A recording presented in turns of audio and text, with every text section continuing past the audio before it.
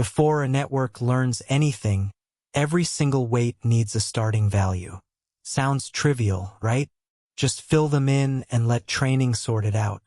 Except this one choice quietly decides whether your model converges in minutes, crawls for hours, or never gets off the ground at all. Set them all to 0 and every neuron becomes a clone. Set them too big and the signal explodes. Too small and it fades to nothing. There is a right way to do this, grounded in one simple idea about variance. Let us dig in. So what separates a starting scheme that dooms training from one that quietly unlocks it? Here is the contrast. Set every weight to 0 or to the same constant, and disaster strikes immediately. Each neuron in a layer computes the identical thing and receives the identical gradient, so they can never differentiate. Pick random values but at a careless scale, and signals either blow up or shrink to nothing as they cross the layers. Either way, the deep network simply refuses to train. A principled scheme breaks symmetry with randomness and then chooses the scale deliberately. It sets the spread of those random weights so the variance of activations and gradients stays roughly constant from layer to layer. Signals neither explode nor vanish, and even a very deep network trains smoothly right from the first step. So how do we reason our way to the right initialization? Follow the logic one step at a time. Start with the naive idea all weights set to 0. Push an example through and every neuron in a layer produces the exact same output and earns the exact same gradient.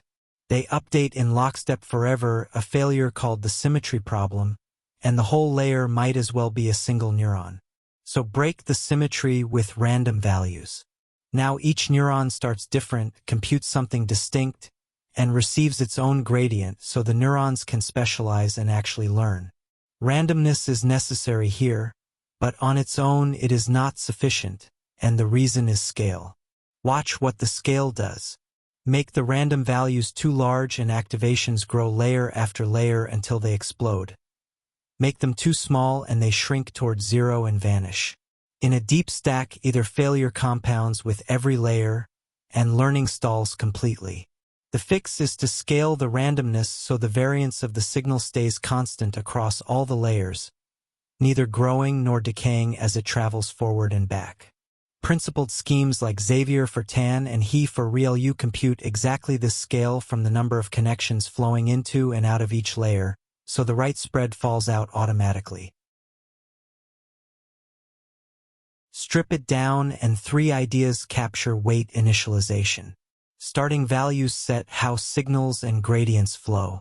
The scale of those first numbers controls how activations travel forward and how gradients travel backward, long before any real learning has happened.